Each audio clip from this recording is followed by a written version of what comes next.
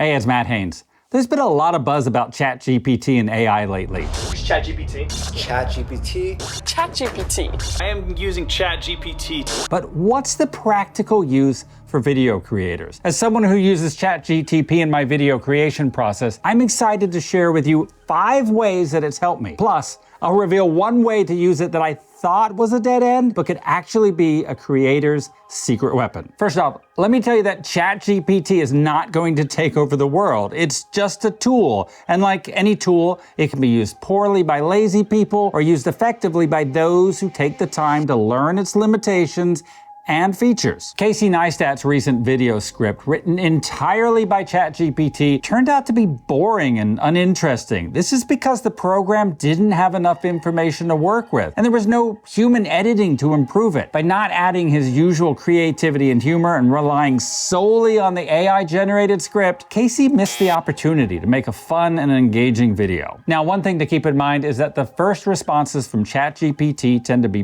very generic. But if you add or modify your original prompt to provide constraints, the results get better. You still might have to weed through a lot of generic responses to find one that works, but then you have one that works.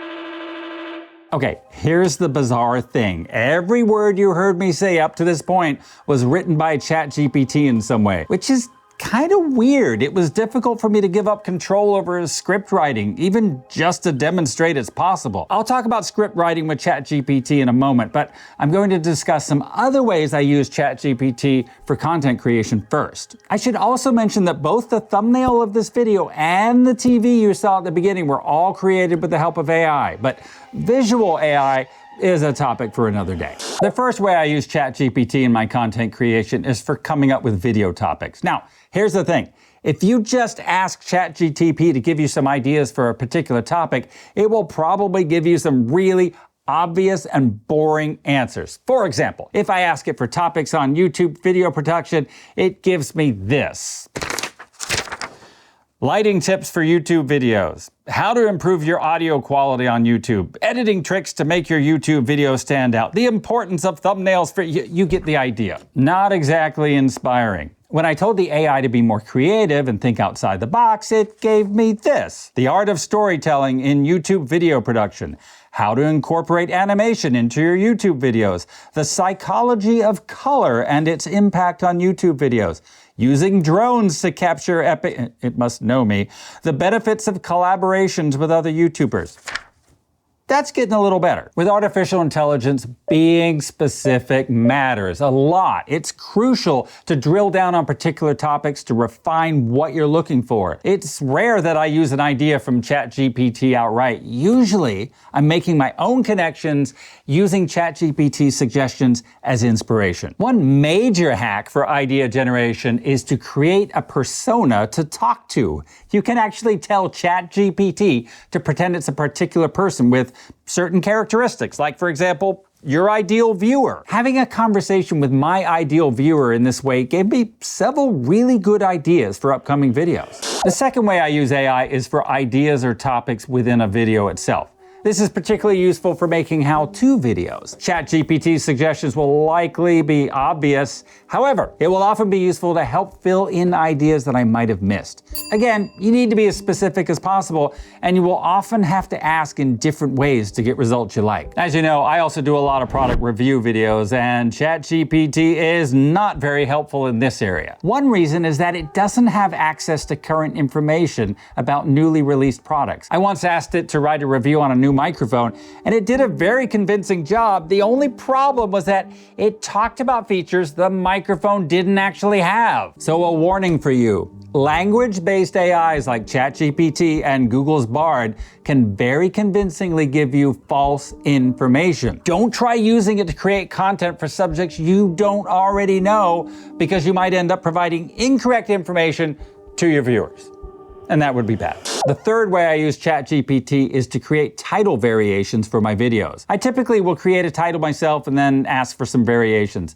On some occasions, I have also described the video I've made in a few sentences and then asked for some titles. The results do tend to be very obvious and generic, but if you have to weed through 50 variations to get one great idea, then you've got that one great idea, and that's all you need. If I'm planning a vlog style video or reviewing a product while traveling, I could ask ChatGPT to give some ideas based on that location. For example, I recently traveled to Seattle and I wanted to test a vlogging kit while I was there. ChatGPT suggested different locations and ways I could incorporate them into the video. Now, a resident of Seattle might look at the list of ideas and think they were way too obvious, but as a tourist who didn't know the city, I found this pretty useful. In fact, this is a great way to find out about a new city, even if you're not filming there, and you can also avoid going through all those travel websites that are trying to steer you to their own nefarious commercial purposes. Now, on the technical side of things, you could ask for specific help on how to do things. Like, for example, I wanted a basic tutorial on masking in DaVinci Resolve, and ChatGPT was able to give me a bullet point guide. While a how-to video can show you what to do, sometimes you just need a quick summary.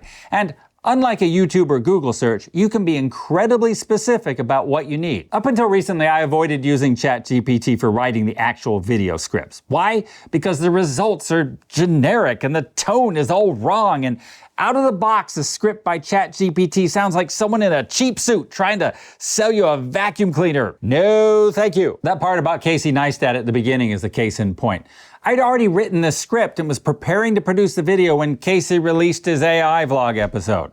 So I asked ChatGPT to write something to include in my AI written intro. It took me 4 tries to get a single paragraph that wasn't cringy. The problems with using ChatGPT for script writing there's 3 of them. First off, the results lack your personal voice. Second, the scripts tend to be weirdly short. I don't know if ChatGPT is restricted in how much content it'll provide, or if that's just what it thinks a good video length is. And because of that shortness, the content tends to be very vague. However, there's a hack for that. So I wanted the AI to write a script about using the planar tracker in DaVinci Resolve. My first result was pathetic. It was mindless, dim-witted, vague, lacking detail. So first I told ChatGPT to write with a personality.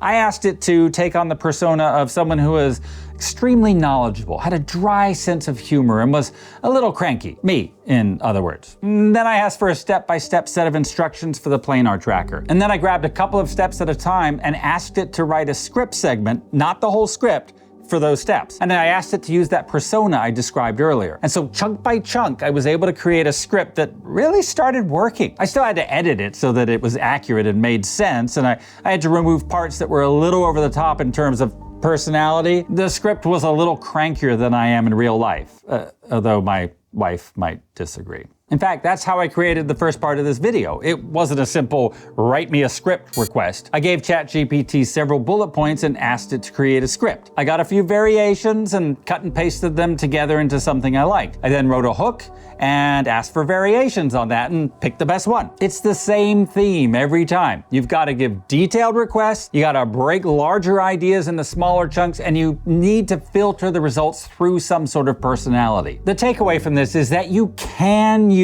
ChatGPT for content creation. It does take more work than you probably had hoped, but it still has the potential to be a really useful tool. You just need to know how to use it. It's like comparing a chisel with a jackhammer. If you use either for 8 hours, you're going to be exhausted, but the jackhammer is going to give you options that the chisel won't. And ChatGPT did not write that analogy. I did.